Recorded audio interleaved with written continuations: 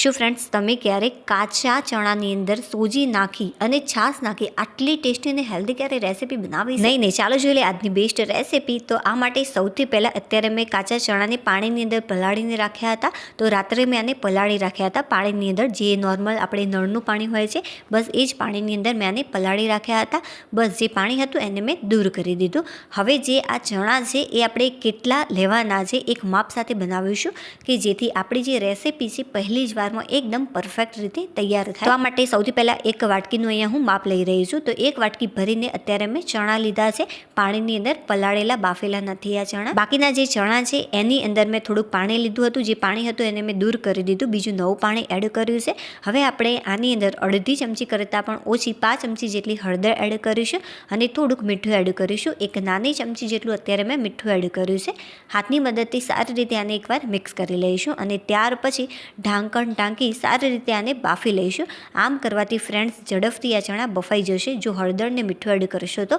અને આનું હું સરસ મજાનું ટેસ્ટી લાજવાબ શાક બનાવવાની છું, ગળપણ ખટાશ અને તીખાશથી ભરપૂર. એક સરસ મજાની ટિપ્સ પણ મેં તમને આપી દીધી. હવે આપણે એક મિક્સર જારની અંદર એક વાટકી જેટલા કાચા ચણા લઈશું અને આની અંદર અડધી વાટકી જેટલી અત્યારે મેં છાશ લીધી છે.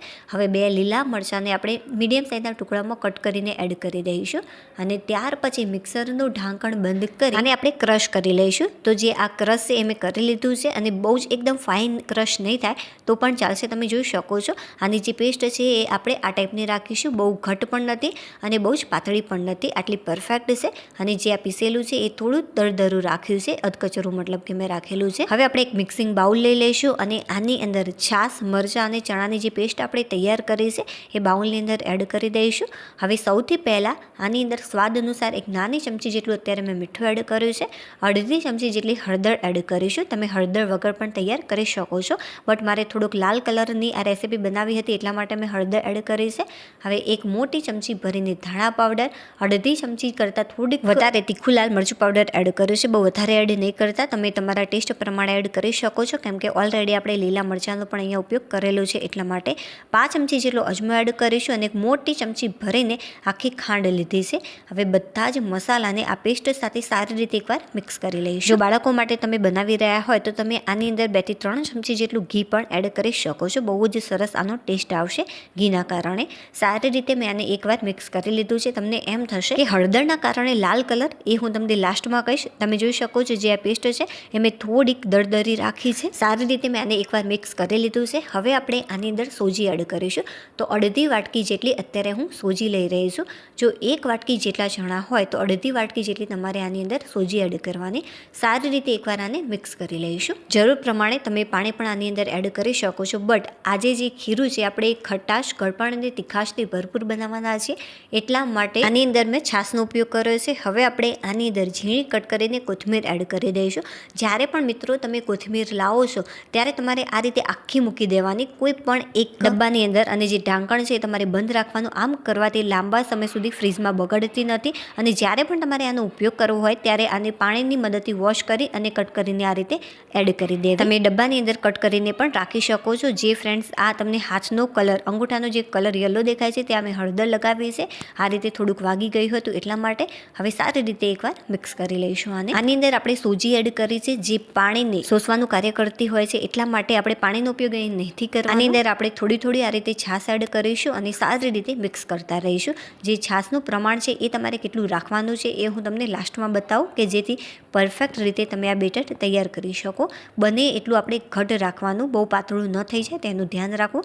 તો બસ આ રીતે આપણે થોડી થોડી છાશ એડ કરીશું અને સારી રીતે આને મિક્સ કરતા રહીશું. અત્યારે જે આપણે રેસીપી તૈયાર કરી રહ્યા છે આના આગળ હાંડવો, અપમ કે કોઈ પણ પ્રકારની રેસીપી ના આવી શકે એટલી આ ટેસ્ટી અને હેલ્ધી છે ફ્રેન્ડ્સ. આનો જે કલર છે મારે લાલાશ પડતો જોઈએ છે, જેવો બીટનો કલર હોય છે એ ટાઈપનો, બીટથી થોડોક ડલ મતલબ કે ઓછો થોડુંક લાલ. તો એના માટે મેં શું કર્યું એ હું તમને આગળ બતાવું. તમે જોઈ શકો છો આ બેટરની જે થિકનેસ છે આટલી પરફેક્ટ છે. જે એક વાટકી જેટલી મેં છાશ ભરીને લીધી હતી તેની અંદર તમે જોઈ શકો છો બસ આટલી જ છાશ વધી છે, 5 વાટકી કરતાં પણ ઓછી. હવે આપણે આની અંદર ખાવાના સોડા એડ કરીશું.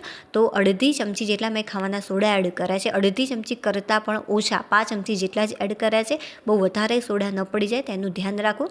ઉપરથી આપણે થોડોક લીંબુનો રસ એડ કરી સારી રીતે એકવાર આને ફેટી લઈશું. અને હા ફ્રેન્ડ્સ, જે આ રેસીપી છે લાલ છે એ કઈ રીતે બને છે તો આની અંદર મેં હળદર એડ કરી છે અને ખાવાના સોડા ઉપર લીંબુ એડ કર્યું છે. સતત આ રીતે મિક્સ કરવાથી જે આપણી રેસીપી છે થોડીક લાલાશ પડતી બનશે. અને મારે એવી જ બનાવી હતી એટલા માટે મેં એડ કરી છે. જો તમારે આવા કલરની રેસીપી ન બનાવી હોય તો તમે હળદર વગર પણ તૈયાર કરી શકો છો, અને જે ખાવાના સોડા છે એના વગર પણ આ તૈયાર કરી શકાય છે. જો ખાવાના સોડા એડ કરવાના હોય તમે તો હળદર એડ ન કરવી અને બહુ જ ઓછા પ્રમાણમાં એડ કરવા, અને જો ખાવાના સોડા એડ ના કરવા હોય તો તમે ડાયરેક્ટ હળદરવાળું પણ આ રેસીપી તૈયાર કરી શકો છો. બટ સોડાથી જે રેસીપી છે થોડીક સોફ્ટ બનશે.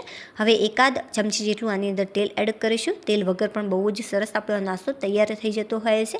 આ રીતે આપણે ખીરાને પાથરી દેવાનું છે. ઉપરથી થોડાક મેં તલ એડ કર્યા છે, એક નાની ચમચી જેટલા, અને 2 થી 3 ચપટી જેટલું લાલ મરચું પાવડર આ રીતે એડ કરીશું. હવે ઉપરથી થોડાક શિંગદાણા આપણે આ રીતે એડ કરવાના. બહુ જ સરસ ફ્રેન્ડ્સ આ રેસીપી ચટપટી લાગશે, અને આ રીતે જે શિંગદાણાનો ટેસ્ટ હોય છે બહુ જ સરસ લાગતો હોય છે. આની અંદર તાવેતાની મદદથી આપણે શિંગદાણા થોડા પ્રેસ કરી દઈશું કે જેથી અંદર આ ઉતરી જાય અને બહુ જ સરસ આનો ટેસ્ટ લાગે. ઉપરનું જે પડ છે સુકાઈ જાય ત્યાર પછી આપણે આને ટર્ન કરી લઈશું. અડધી ચમચી જેટલા તેલની અંદર બહુ જ સરસ મજાનો આપણો આ નાસ્તો તૈયાર થઈ જતો હોય છે. હવે આપણે આને ટર્ન કરી દઈશું. તમે જોઈ શકો છો આનો જે કલર છે બહુ જ સરસ આવ્યો છે. મારે બસ આ ટાઈપનો જ ડાર્ક કલર જોઈતો હતો. બંને સાઈડથી મેં આને કૂક કરી દીધી છે. બહુ જ સરસ મજાની આપણી ન્યૂ રેસીપી તૈયાર છે. ચાલો આને આપણે એક પ્લેટની અંદર નીકાળી લઈશું. તમે આને 2 રીતે બનાવી શકો છો. ચાલો બીજી રીત જોઈ લઈએ.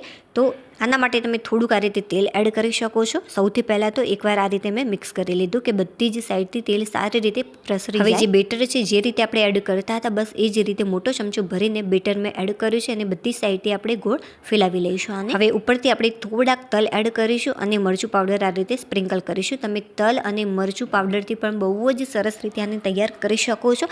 અને જો તમારે આ રીતે પુલ્લા પણ ન તૈયાર કરવા હોય તો આની જગ્યાએ તમે અપ્પમ પણ બનાવી શકો છો, અથવા તો ઢોકળા પણ આના બનાવી શકાય છે. તો 3 જેટલા સરસ મજાના મેં તમને આઈડિયા આપી દીધા છે. તમને 3માંથી જે પણ યોગ્ય લાગે એ તમે તમારી રીતે તૈયાર કરી શકો છો.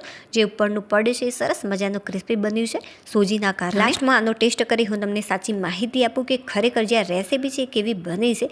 ચાલો રેસીપી આપણી તૈયાર છે. હવે હું આને તોડીને તમને બતાવું અને આનો ટેસ્ટ કરી તમને જણાવું કે ખરેખર જે આ રેસીપી છે કેવી બની છે. વાહ ફ્રેન્ડ્સ, ખરેખર અંદરથી એકદમ સોફ્ટ બની છે. ચાલો ભાઈ, અરે વાહ, સુપર્બ લાગે છે, એ વન લાગી રહી છે. રેસીપી થોડી પણ સારી લાગી હોય તો વિડીયોને લાઇક કરી દેજો. ચેનલ ઉપર નવા હોય તો ચેનલને સબસ્ક્રાઈબ કરવાનું બિલકુલ પણ ભૂલતા નહીં. હવે આપણે ફરીથી મળીશું એક નવી રેસીપી સાથે. ત્યાં સુધી બાય.